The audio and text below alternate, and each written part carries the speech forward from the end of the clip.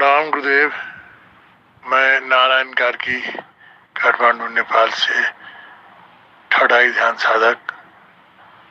कल गुरु पूर्णिमा है प्रभु, और मैं आज से ही उत्सव मना रहा हूँ। हे प्रभु, जब से ये सर के ऊपर से मेरा ये क्राउन चक्र कहते हैं या क्या कहते हैं, ये खुला, इसे रोज ही मेरे लिए उत्सव हो रहा है। रोज मैं अपने आप को ही कभी आकाश में तो कभी बादलों में, कभी कहाँ कहाँ उड़ रहा होता हूँ प्रभु। और रोज ही ये तो कुछ अलग ही चमत्कार हो गया प्रभु। और मैं समझ में नहीं आ रहा है कि पूरी तरह से डिटेल में कैसे आपको समझाऊं, कैसे बतलाऊं। और जब साधना करता हूं तो अपने आप को देखता हूं, तो जब साधना नहीं करता प्रभु तो दिन भर पता नहीं कैसे आंखें नम रहती है और गुरु की यादों में ही डूबा रहता हूं। तो अब ये क्या है कि नहीं है, कृपया कर मुझे समझाएं। और गुरु पूर्णिमा की ढेर सारी शुभकामनाएं। और आपका चरण स्पर्श प्रभु, चरण स्पर्श, और मेरा सूक्ष्म शरीर आपको जरूर चरण स्पर्श करेगा प्रभु। प्रणाम। प्रणाम आप सभी को, और प्रणाम नारायण आपको भी।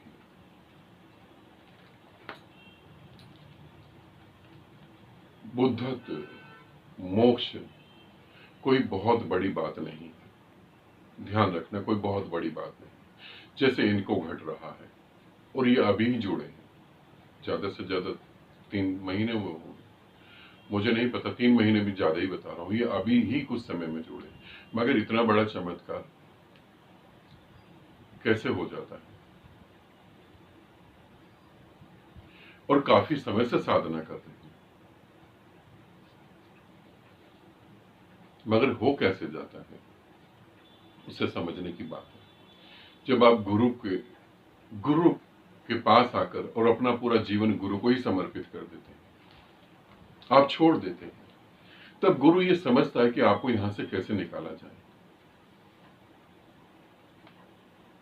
और जब मैं कहता हूं गुरु के प्रति समर्पित हो जाना, तो मैं ये नहीं कह रहा हूं कि आप अपना फिजिकल बॉडी का सर मेरे आगे झुका दें, ये नहीं।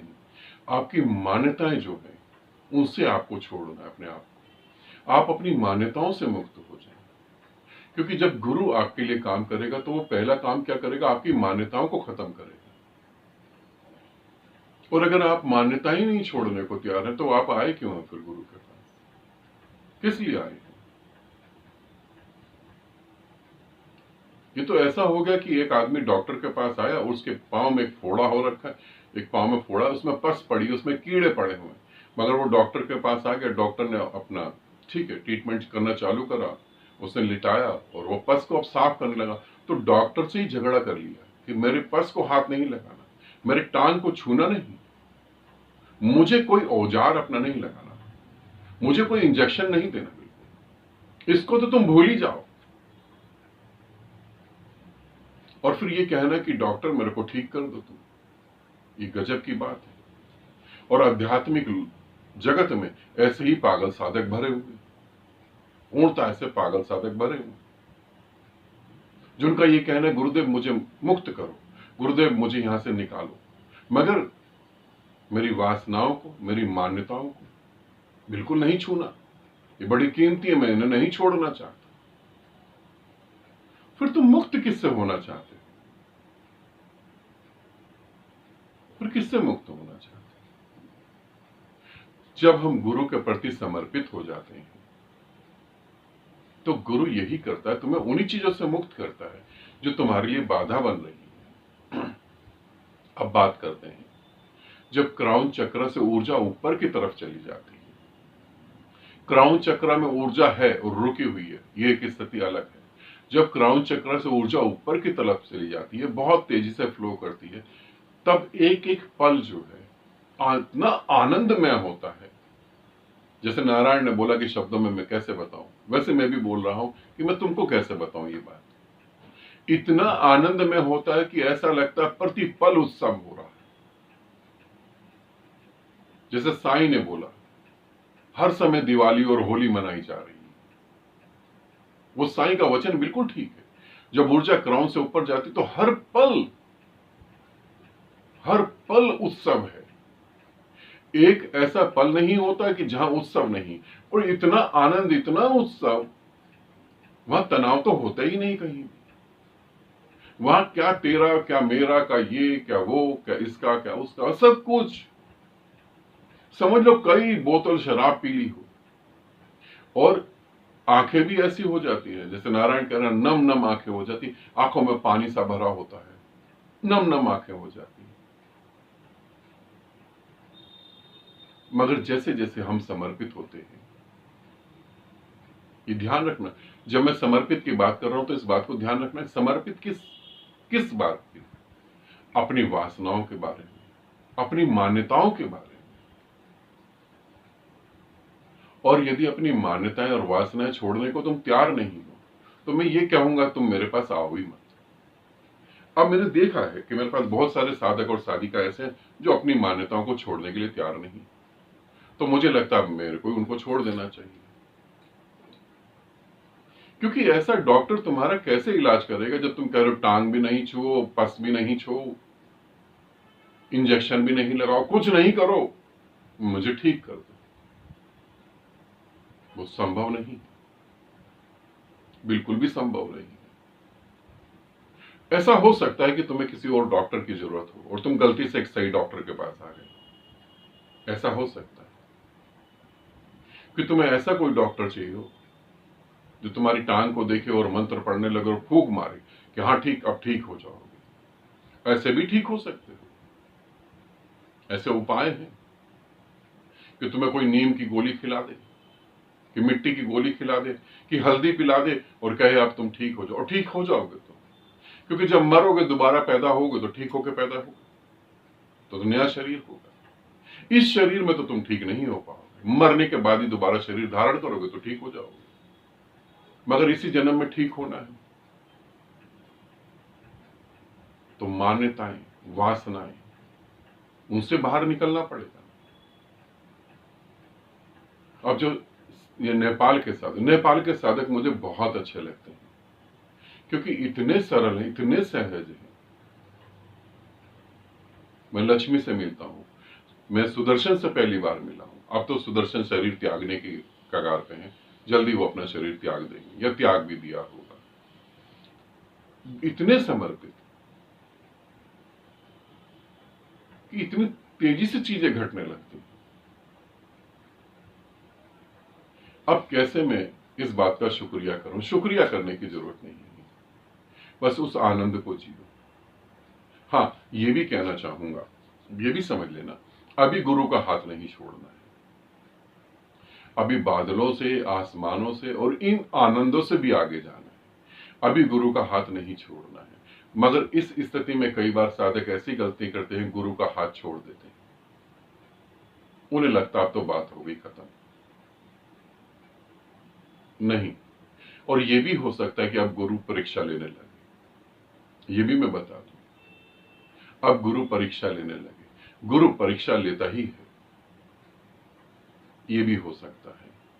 उसके लिए भी तैयारी रखो पूरी तरह और उस आनंद में डूबो।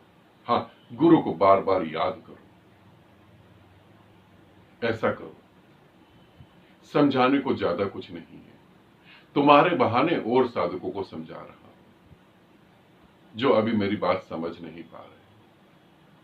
ये भी होता है। अच्छा, ये भी मजेदार बात है, जब गुरु समझा रहा होता है तब हम समझते नहीं, जब गुरु शरीर से विदा हो जाता है तब हम रोते हैं, उसकी फोटो लगाकर रोते हैं। फिर हम कहते हैं काश उस समय बात कर ली होती, काश उस समय समझ जाते। बुद्ध की एक छोटी सी बात है, वो बताकर फिर वीडियो को हम खत्म करते हैं। बुद्ध जब किसी दूसरे गांव में जाते थे तो बुद्ध अक्सर एक गांव के सामने से निकलते थे, अक्सर एक गांव के सामने से निकलते थे। वहां ठहरते भी थे, काफी सारे लोग आते थे और बुद्ध से बातें करते थे। मगर वहां एक ऐसा दुकानदार था, वो दुकान चलाता था। उसे लगता था कि बुद्ध आए हैं, कोई बात नहीं, अगली बार पूछ लेंगे, कोई बात नहीं, अगली बार बात कर लेंगे। ऐसे ही वो टाल देता था, क्योंकि अगर बुद्ध के पास गया तो कस्टमर आएगा, कस्टमर चला जाएगा, तो पैसा हाथ से निकल गया, तो बिजनेस डाउन हो जाएगा। बिजनेस को संभालते संभालते ऐसा हुआ कि चलो फिर, और फिर बहाने भी बहुत होते हैं। मगर एक दिन ऐसा आया कि घोषणा कर दी गई कि बुद्ध अब अंतिम समय में, आज रात के सुबह भोर में शरीर छोड़ देंगे। तब वो आदमी को लगा डर, अरे बुद्ध तो विदा हो जाएंगे, अब क्या करें। उसकी पत्नी ने कहा दुकान, उसने कहा दुकान तुम संभालो, मैं तो जा रहा हूं, यदि मैं गया नहीं तो बहुत गड़बड़ हो जाएगी। ऐसे ही होता है हमारे साथ। हमें लगता है कि बुद्ध शरीर में अनंत काल तक रहेंगे, हमें ऐसा लगता ही नहीं कि बुद्ध शरीर छोड़ेंगे। फिर वो भागा बुद्ध की तरफ और बुद्ध के पास गया, और बुद्ध से जो उसने प्रश्न पूछे वो ऐसे प्रश्न थे जिसमें उसकी आध्यात्मिक विकास की कोई बात ही नहीं, बिल्कुल बेकार प्रश्न। क्योंकि पहली बार मिला था, पहली बार जब भी कभी आप बुद्ध पुरुष से मिलते हो तो आपके मन में जो कुछ होता है वो बिल्कुल बेकार होता है, यूजलेस बिल्कुल। हम अक्सर ये करते हैं, हर बुद्ध के साथ हम करते हैं। इसे ध्यान रखें, समय रहते रहते जाग जाएं। समय बीत गया तो दोबारा कभी नहीं आता, और तुम जाग भी नहीं पाओगे, और तुम्हें ऐसा लगता है कि इस जन्म नहीं तो अगले जन्म। मैं तुम्हें कहूं, अनंत जन्म बीत जाते हैं बुद्धों के इंतजार में, अनंत जन्म बीत जाते हैं बुद्धों के इंतजार में, तब कहीं किसी बुद्ध के दर्शन होते हैं। और अनंत जन्म हम दुख के साथ जीते हैं, तो तुम्हारी अनंत जन्म तक प्यारी है तो अच्छी बात है, और इसी जन्म की बात करो तो फिर मौका मत चूकना। और नारायण तुम्हारे साथ जो हो रहा है उसमें डूबो। हाँ, गुरु का हाथ नहीं छोड़ना, बस इसको याद रखना, गुरु का हाथ अभी नहीं छोड़ना। बाकी आनंद में जियो, आनंद बरस रहा है, कभी हो सकता है थोड़ा कम हो जाए, कभी हो सकता है बहुत बढ़ जाए, ऐसा होगा। पूरे तरीके से डूबते चले जाओ। कभी ये भी हो सकता है कि क्षण भर के लिए वासना जाग जाए, तो समझना वासना जागी है, वो वापस खत्म हो जाएगी, क्योंकि बीच में वासनाएं भी जागेंगी। अभी वो स्थिति नहीं आ पाई है जहां वासना ना जागे, ठीक है, जाग सकते हैं। अपना ध्यान रखना, और गुरु पूर्णिमा की तुम्हें भी बहुत सारी शुभकामनाएं। कल मैं तुम्हें मैसेज इसलिए नहीं कर पाया, कल शिविर था और हम सब लोग शिविर में व्यस्त थे। बहुत सारा प्रेम आप सभी को, और नारायण तुमको।